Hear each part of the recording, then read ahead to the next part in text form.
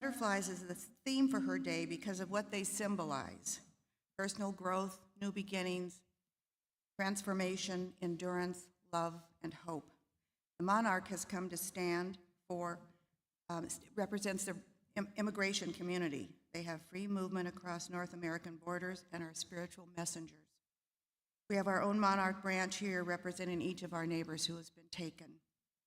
Fun fact, monarch butterflies lay their eggs on milkweed because it makes them somewhat poisonous to birds. So plant some, the native kind. After service, we are passing out butterfly cardstock in 3 sizes. Each of you is invited to write a personal message to Carolyn, which we will put in a book for her to keep. It can be a message of goodwill, a poem, a proverb, words of wisdom, or you can just decorate the cards if you're an artist. Please return them next week if possible, but any time is good. We'll just add them to the book. And they'll be at a table in the courtyard during the potluck. Thank you.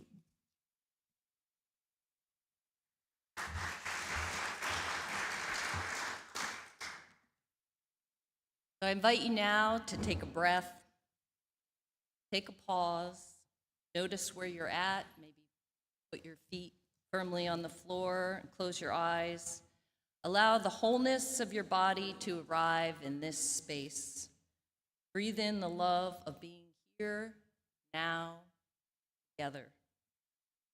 We let the sound of our bell connect us.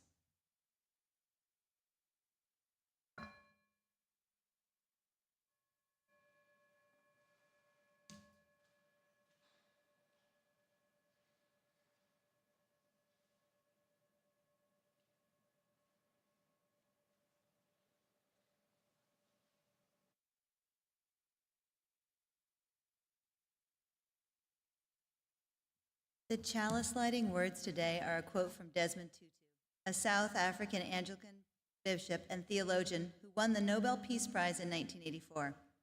He said, "Do your little bit of good where you are. It's those little bits of good put together that overwhelm the world." Every week, we look for at least one good thing to uplift our spirits. Personally, I really like the silent cheer to show my enthusiasm. So if that resonates with you, I invite you to join in. This week, speaking of little bits of good overwhelming the world, we are excited to invite the craftivists to share their good work. Mimi, come on up.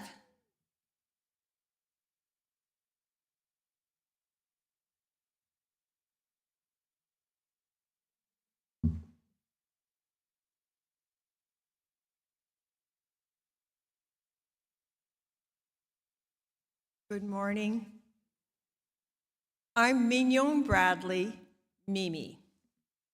Thank you, Unitarian Society of Santa Barbara, for letting me introduce and share the Santa Barbara Craftivists for Change with this whole congregation.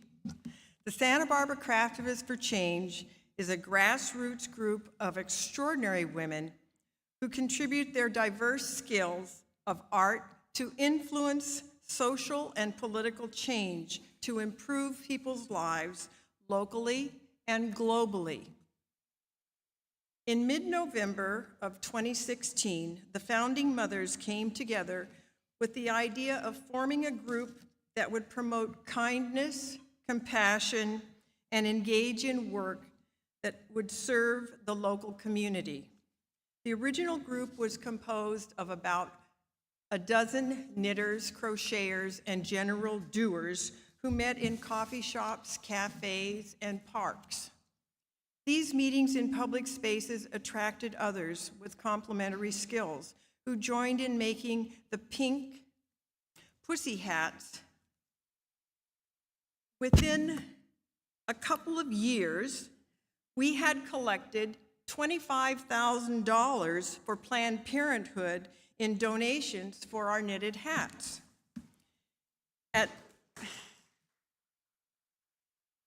As the group expanded into new projects, including knitting hats and blankets for local disadvantaged storyteller preschoolers in Santa Barbara, and for newborns in war-torn Burma, Myanmar.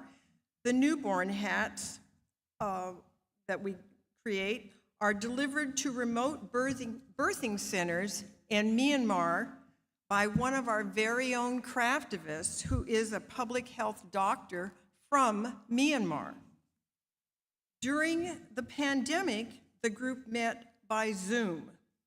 Personal protective masks were scarce, so we made masks for Santa Barbara locals, as well as for Native American communities in Arizona, and gratitude bags for healthcare professionals at Cottage Hospital. The group even built desks for local school children forced into remote learning from their closed schools. In September 2022, a Canadian company sponsored a contest with $1,000 worth of yarn as the prize. Santa Barbara Craftivists won the United States division for our work. For many years, we've been meeting here at USSB, first upstairs in Blake Lounge, and in the past few years in Jefferson Hall. We meet every Monday, except holidays, 11 a.m. to 12:30. An early bird group arrives at 10 a.m., completing special tasks, cutting, sewing, gluing, making buttons. There are no special skills required to join us. Some additional current projects that we have are knitted and sewn teddy bears for Cottage Hospital children, patients, red scarves for women undergoing heart disease treatment, soft, warm knitted hats for those undergoing cancer treatment, a variety of knitted items for Unity Shop, scarves and hats for Chase the Chill program at Live Oak UU congregation. The Santa Barbara Craftivists make a lot of hats. We make pink hats, blue wave hats, rainbow hats, frog hats,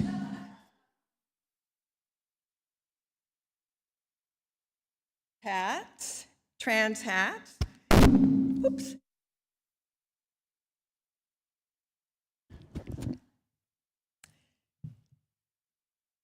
baby hats, and baby hats, and even preemie hats.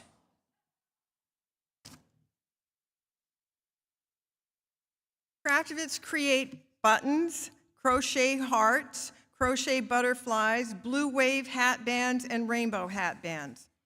Craftivists are active in various civil engagement and protests. Donations made in exchange for our items go to organizations we choose to support. After the service today in the garden, please visit the display of some of our various projects. Also on display are some items that you may take home today in exchange for a donation, which will go to USSB. You may have noticed a few familiar faces in the slides. I hope the slides have been going. I haven't seen them. Were there slides? No slides?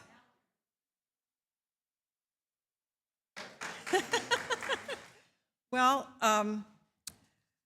Adonis, Claire Chitello, Susan Dempsey, and let me introduce a few of the craftivists who are here with us today. Please stand, craftivists. Please, please, please.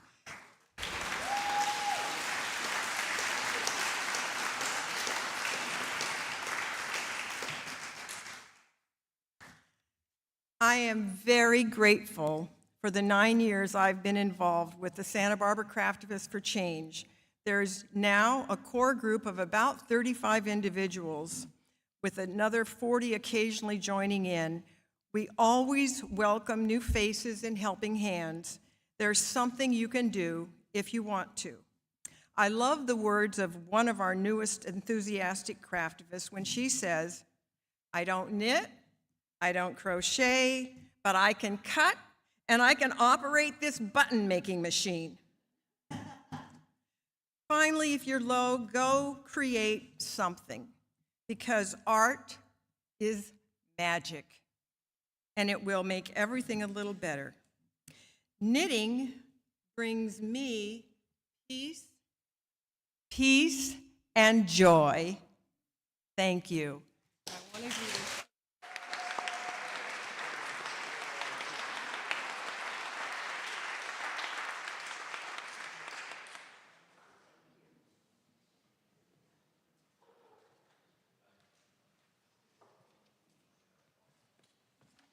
Thank you so much.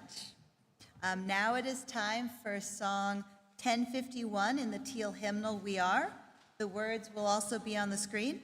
Please rise in body or spirit.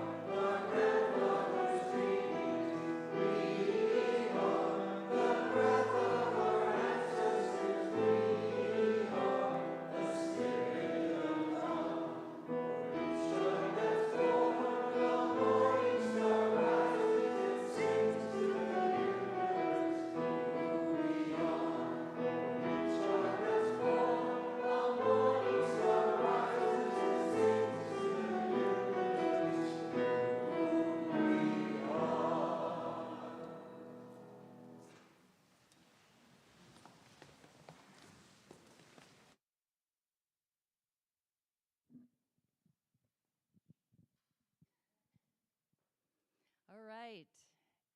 Now it's time to invite up all the kids. Are there any kids out there or anyone young at heart who'd like to come up and listen to a story? Oh, look at that. Thanks, BB. All right. I'm just going to sit. I'm telling the story. Okay. This is a true story, based on a true story, and a book that was written about it. So, there, that works much better. Okay. Today's story is called Maybe Something Beautiful. And it's written by Isabel Campoy and Teresa Howell. It's based on the true story of the Urban Art Trail in San Diego. Yay! Right. Good. There once was a young girl named Mira who lived in a gray city. The buildings were gray, the streets were gray, even the grown-ups seemed a little gray. But Mira loved color. She carried with her a little pocket of bright chalk, reds and yellows and blues. And wherever she went, she added small bits of beauty. A heart on the sidewalk, a splash of color on a wall, just a tiny, maybe something beautiful. At first, the people didn't know what to think. But one day, Mira met an artist. And instead of just one small mark, they began to paint a whole wall together. And something amazing happened. People started to notice. Then they started to help. One by one, neighbors picked up brushes, adding their own colors, their own stories. The gray walls didn't disappear all at once, but little by little, the city began to change. The people changed too. Neighbors who had once hurried past each other began to slow down, smile, ask if they could help. With the communal artworks appearing, there was a growing feeling that people belonged to this space together. Almost as if the gray that lived inside the people began to brighten too. Because when people create something beautiful together, it connects us to each other and a feeling of peace. And we're very lucky to live where we do. Right here in Santa Barbara, there are hundreds and hundreds of public artworks and murals around town. You know, they're hidden everywhere in alleys along State Street, in the Funk Zone, libraries and parks. Some of our oldest ones live in the courthouse that were painted in 1929. They're on all unexpected corners. How many of you can think of a mural or art you've seen at your school?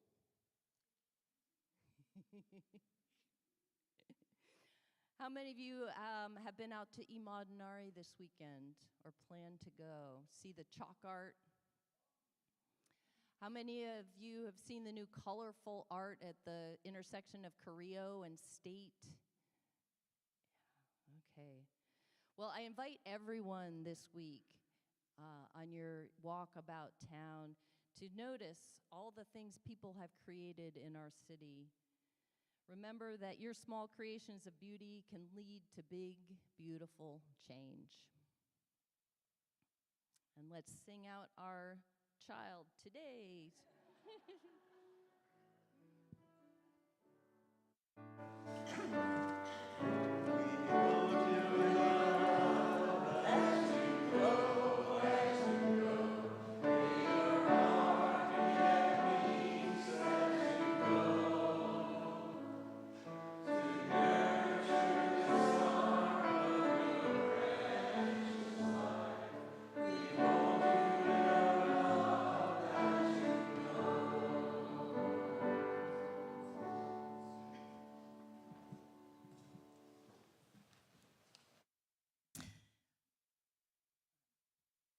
The Monarch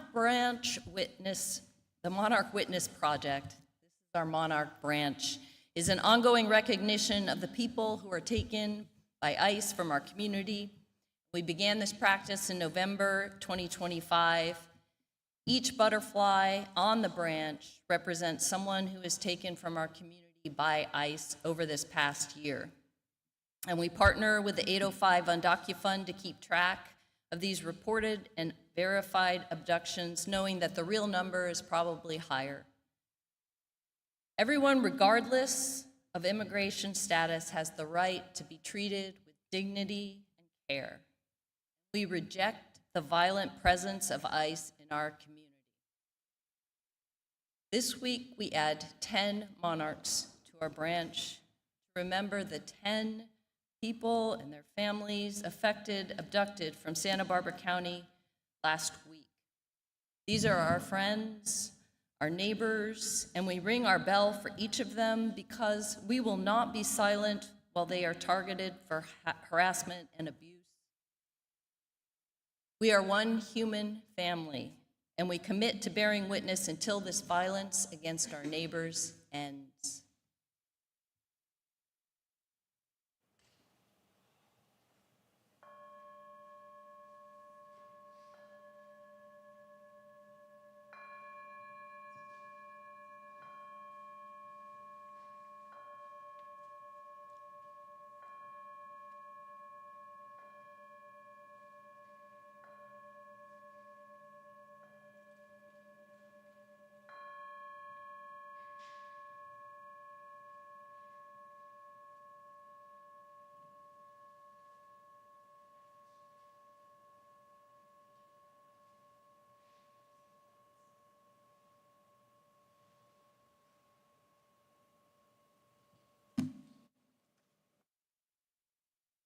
As we pause in this moment of witness, holding our love for our neighbors and hopes for their safe return in our hearts, may we widen our circle of prayer even wider to those affected by the many ongoing wars and violent disputes in our planet right now.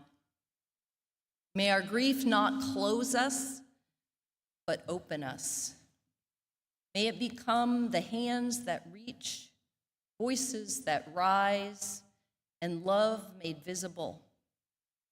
May we create together the peace we long for. I'd like to invite up the reflective music.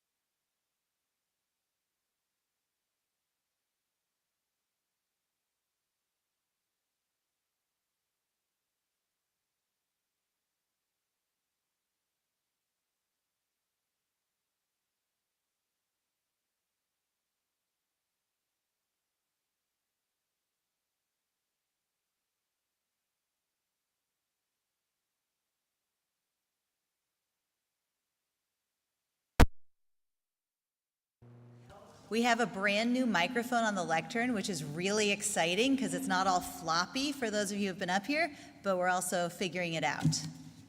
Good? No? Now? I'm looking forward. All right. Good morning. When Kira and I were first planning this service, we realized that it was Memorial Day weekend. The last Monday in May is a solemn occasion dedicated to honoring those who gave their lives while serving in the U.S. military. Our thoughts turn to war and the many conflicts that are happening around the world today. Our hearts felt sad, and we decided that that was not what we wanted to focus on. Instead, we wanted to provide a counterpoint to that destruction. Tomorrow is a day we can set aside to honor those who have fallen in service, but today we are going to honor peace and creation. The opposite of war isn't peace, it's creation. This is a quote from the musical Rent. Has anyone seen it? It's a play that celebrates life and relationships set during the AIDS crisis in the 1980s. I was born in the 80s, and I grew up listening to folk music, rock, country, and occasionally classical. My parents loved music, but they were not really into Broadway. The first time I heard the Rent soundtrack was in college, and my mind was blown. This quote was one that stood out, and I have kept coming back to it over the years.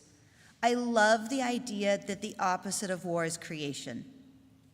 Don't get me wrong, peace is wonderful. Peace is calm, quiet, an end to hostility. Peace is space to reflect and regroup.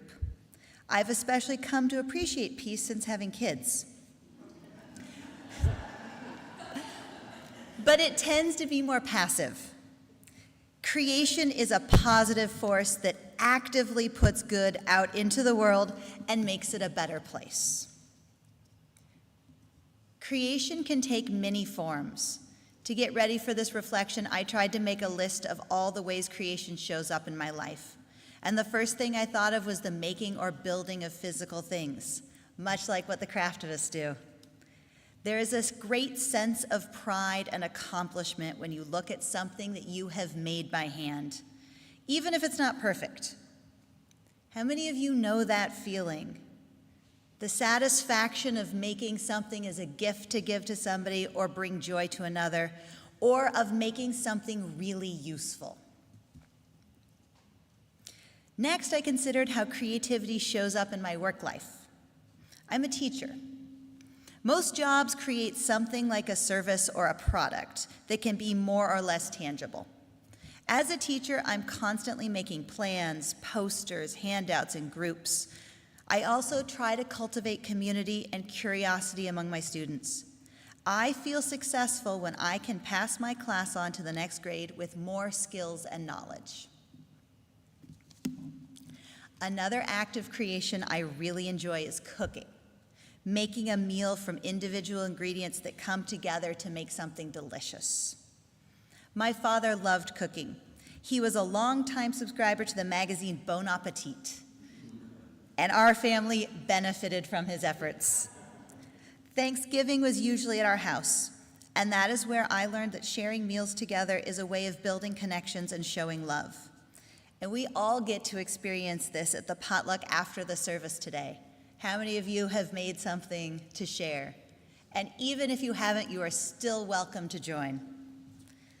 I often find it relaxing to cook, and I like making food, especially when I'm going to share it with others.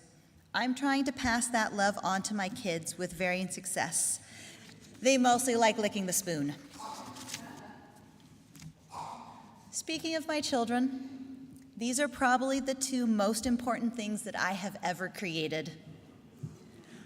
Although I don't know how much of the credit I can claim. Anyone who has a child, biological or not, knows that there isn't much you can do to change who they are. But you can build a family with them and share experiences you hope will shape their growth. For my family, bringing our children to this place is part of that. We want them to see the values we hold and the feeling of community that we all make together each Sunday. Every person gets a family in some form to start off with, But when we grow up, we have the power to create a chosen family and to build our own community. One of the many things I appreciate about this community is that we are working towards creating a better world. I've heard the phrase good trouble used a lot recently, and it's a quote attributed to John Lewis, a civil rights activist and congressman, who used it to describe necessary actions taken to promote justice and equality. How many of you have participated in one of the many rallies or marches recently, or in the past? That's a lot of us. This picture was from the poster making workshop last year that Charla ran, which nicely combines creativity and peaceful action. Finally, I want to take a moment to recognize that there are many different creation stories and myths from around the world. Most of them focus on the idea of making something out of nothing or of bringing order to chaos. The Bible is not usually my go-to text for inspiration, for a number of reasons that I will not go into right now. However, there is one part of the Christian creation story that I really like. And God looked upon all that he made, and indeed, it was very good. A God who knows the pride of a handmade project done right is appealing to me. I also think that however the universe was created, it is very good and deserving of peace.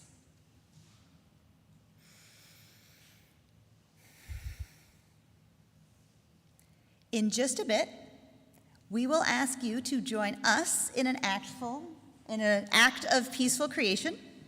In order to do that, I would like you all first to take a minute and think about this question. What have you created in your life that brought good into the world?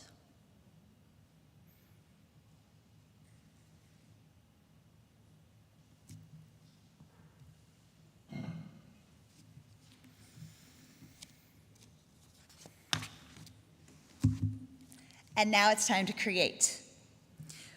We are going to make a piece of art.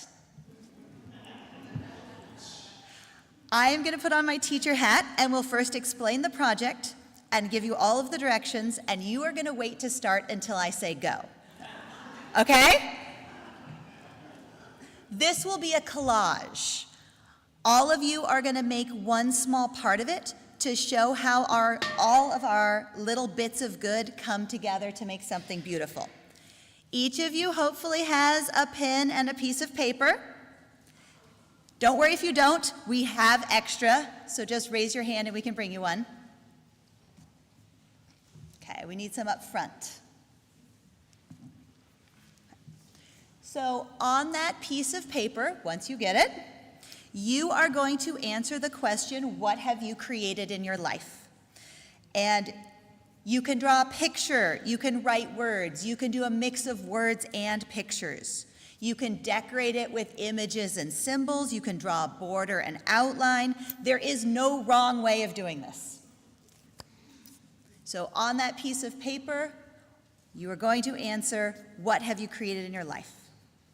You are welcome to talk while doing this, or to work quietly on your own.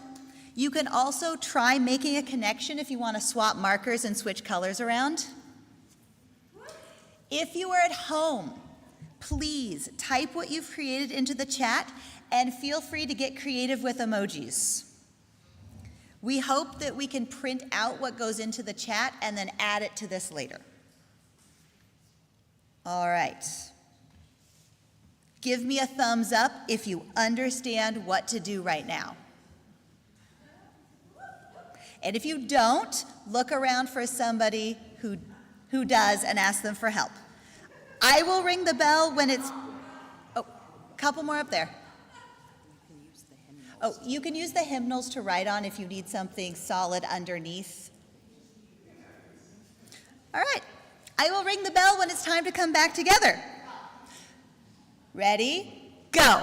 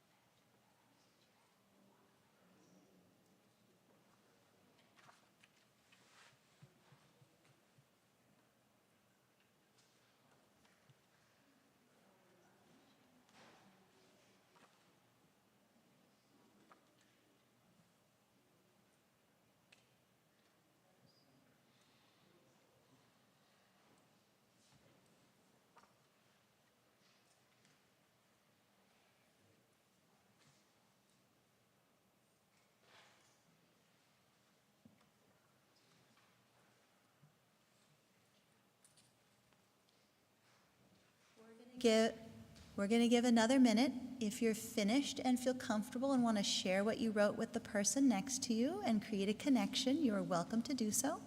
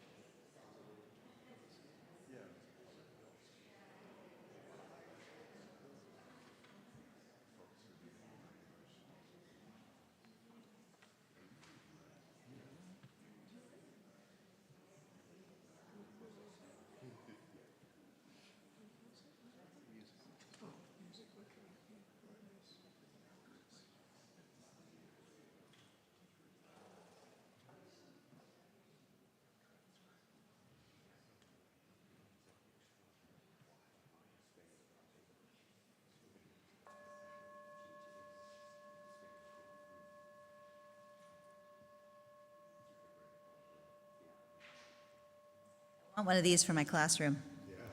It's good. So hang on to your paper. We're going to collect them on the way out and glue them onto this peace sign in the courtyard afterwards. So if anyone wants to help with the gluing, we invite you to join us with that. If you're one of those people that's still working on your paper, that's fine. You have till the end of the service. Thank you.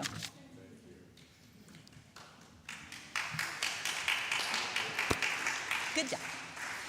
And now it's time for the offertory. Each week, we give away 25% of our Sunday plate offering to a special project or organization. For May, our outreach offering is Juneteenth Santa Barbara. This is a local celebration of the national recognition of Black Independence Day. You can see your order of service for more information about this year's event. To have 100% of your donation go directly to the organization, please write your check to the Santa Barbara Foundation, and in the memo line, write Juneteenth Santa Barbara. USSB will forward the check. Please give as generously as you are able, and join me in reciting the affirmation of gratitude and giving. Let us be grateful when we are able to give, for many do not have that privilege. Let us be grateful for those who share their gifts with us, for we are enriched for their giving. And let us be grateful even for our needs, so that we may learn from the generosity of others.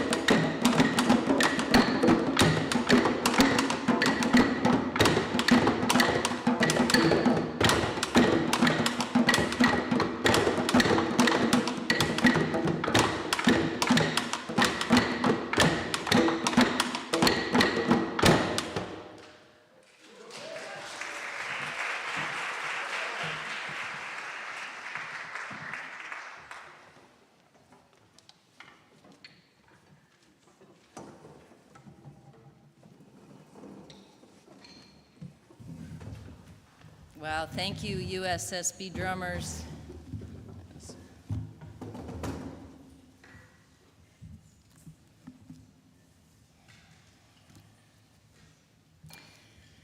Last year, Marilee Krause and I led an auction item that was entitled Mandalas for Peace, where we gathered with some of you behind the Natural History Museum under the oaks and sycamores by Mission Creek to create mandalas from found materials. Marilee had hatched this idea after being inspired by the book Mourning Altars by Day Shildrick. Why do we create, and are we unique to this? Shildrick suggests we create things because things do not last and because they matter anyway. We create to make meaning, to move grief into beauty, to turn presence into something we can see and share. And in doing so, we remember that we are not alone. As we walked from one mandala to another, noticing feelings in how rocks, leaves, acorns, and flowers were arranged, also different, each person shared their process and intention behind the offering. One created to honor a loved one who'd passed, one asking for openness in their heart for another, all calling for movement towards peace. They were left there for others to notice and wonder, or for us to visit when called to, as the offerings merged back into the landscape with time. I've also been on the other end of finding someone's creation and wondering. There's a special area in Rattlesnake Canyon I go to a couple times a week where I stop to listen and get in the water.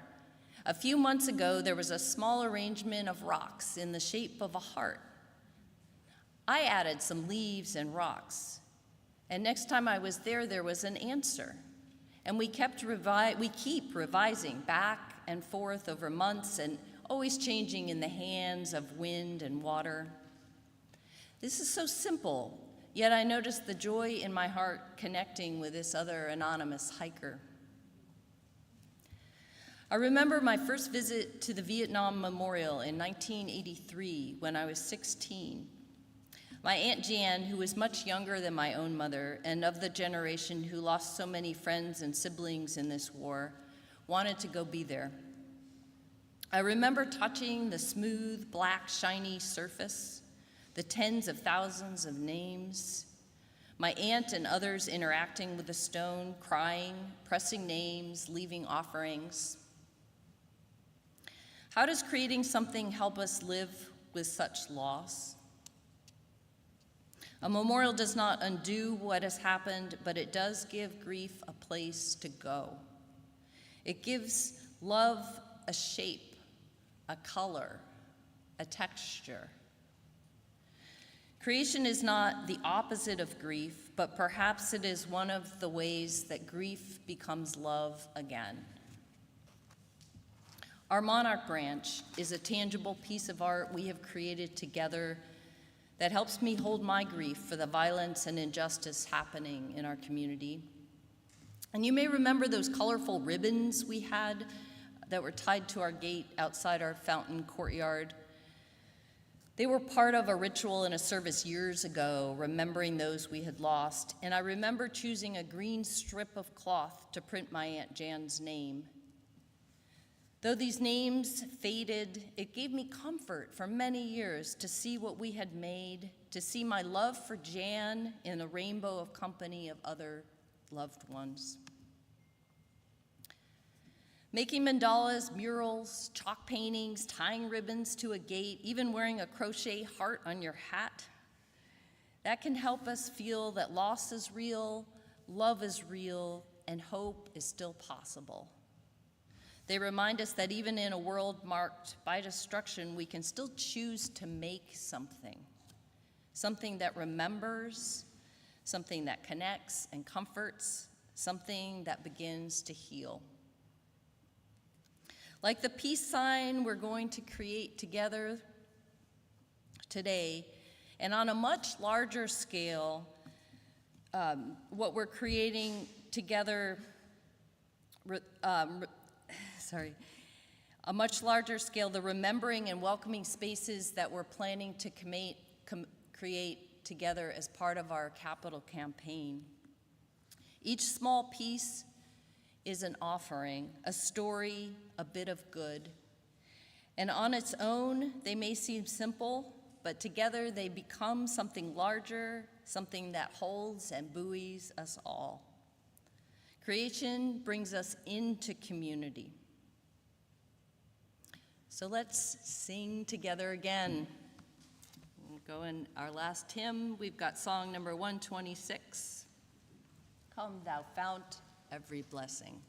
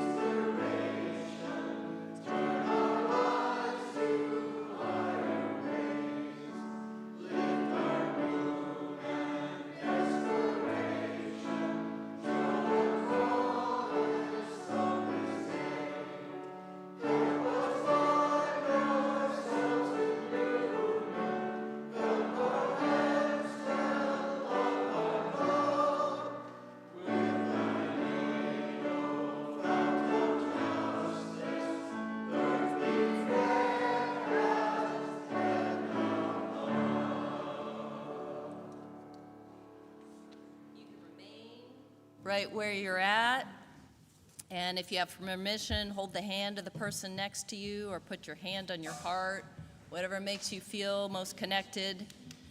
Remember, you can bring your paper and pens and leave them with the ushers on your way out.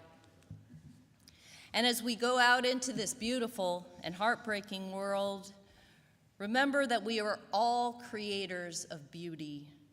May we keep making with our hands, with our hearts, and with our lives a more compassionate and peaceful world.